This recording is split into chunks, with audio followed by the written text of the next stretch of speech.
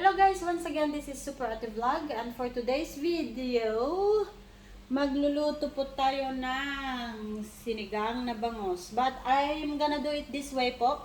Parang i-steam ko muna yung fish bago ko po lagyan ng tubig. But all the ingredients are there. Ganyan lang po siya. And while cooking the fish alone, maghihiwa po ako or I'm going to prepare po yung mga vegetables. Ayan po. My stand is not very friendly. Actually, I tried to fix that po. Ayan siya. And I don't know how to fix it po. It keeps falling down, so I will just use it this way. Wala akong... Okay, let's do it. I have here the okra. Medyo natagalan po na wala akong upload kasi wala po akong time na honestly wala po akong time na gumawa ng video. So sorry po. Alam ko wala naman po akong maraming subscriber at alam niyo po ay kawawa po yung aking channel. Wala pong nanonood pero okay lang, sige lang. I told myself it's okay. I keep doing it even there's nobody watching. Eventually, baka magkakaroon din. So, okay, hopefully, in the future. So, I have here sitaw po, na hindi nawawala, of course, sa sinigang. Meron po akong ito, green chili, pampasarap. And I'm going to put also the spring onion. Kasi pag may spring onion po, parang kakaiba yung lasa.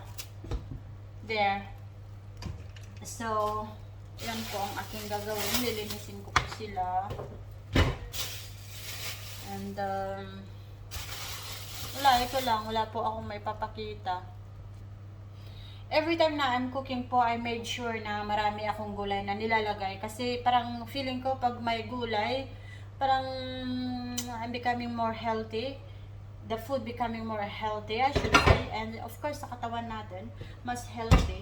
So, gusto ko po talaga yung may gulay always. Always. Gusto ko talaga po yung gulay. I have cut the spring onions and lalagay ko na po doon. Ayan, hinati ko po yung sili kasi gusto ko yung maanghang. Maanghang na maanghang. And, alam niyo po ba, na yung okra, parang hindi ko pinuputol sa dulo. Parang binabawasan ko lamang po siya. Kasi, nagiging madulas kapag pinuputulan. So, ganito lang ang ginagawa ko. Parang tinatanggalan ko lang yung dulo niya. So, it's okay. Na ganito lang siya.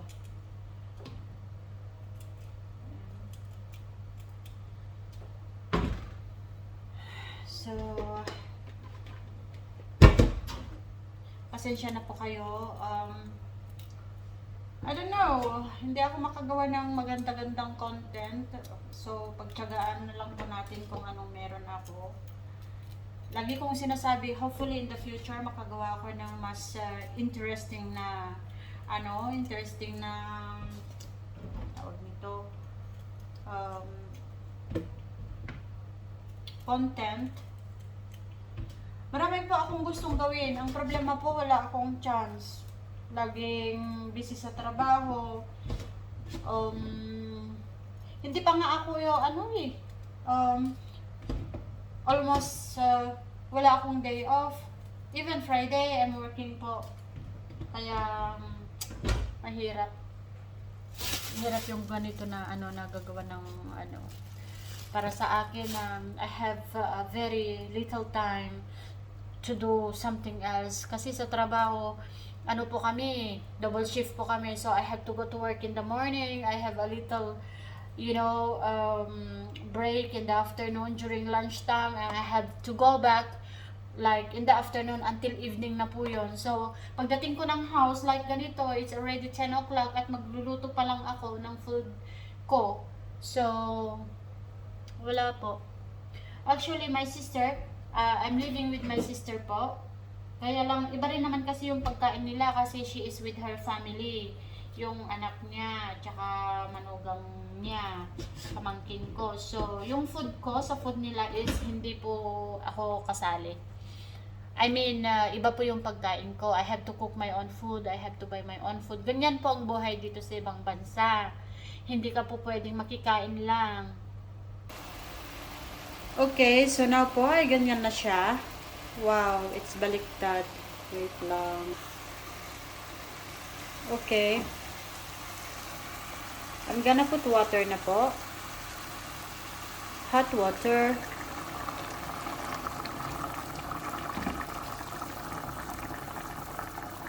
Gusto ko yung masabaw dahil mahilig po akong humigop ng sabaw.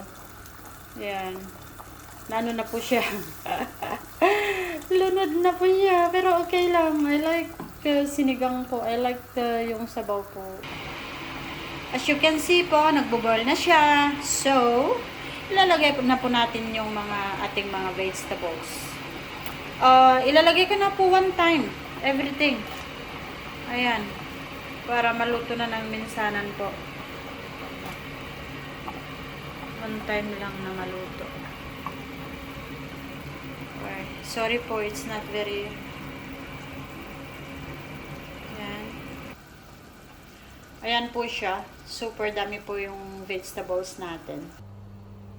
And also po, preparing my juice. Oh, sorry for the knife. I don't know if it's... preparing my juice while waiting for my food to cook. So, the sinigang is like that. Almost done na po. Lalagyan ko na siya ng pampaasim because if it's maasim, the better. Mas gusto ko po na maasim. Yan na po siya. Can you see po ba yung super taba na bangus belly? Yummy! So, tapos na po ito. Stop ko na and I will show you something else po. So, ito na po. We are going to put the sangkap po ng ating juice.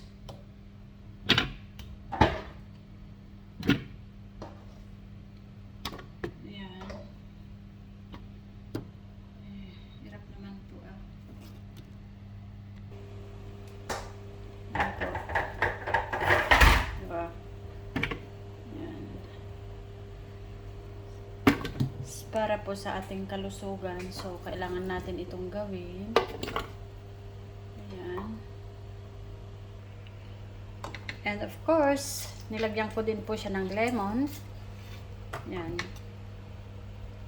And finally, water. I-blend lang po natin siya hanggang sa ma-tunayan.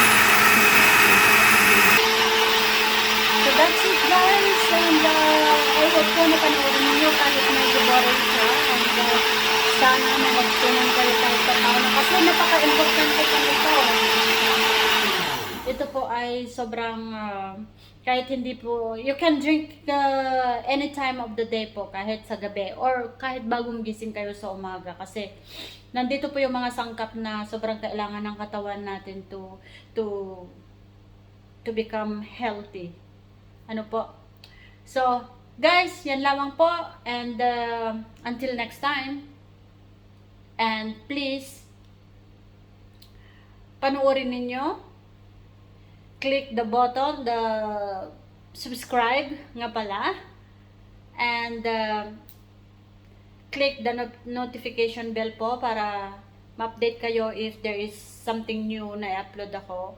And please don't forget to like and share and comment down below po para kahit po ano yung mga, kung meron kayong mga complain about sa aking vlog, and baka po matuto ako dahil sa mga ano, kung meron kayong gustong ipayo to make my content better and nicer, I will take it po. Okay, thank you very much once again. This is Super Ate Vlog. Until next time, God bless. Bye-bye.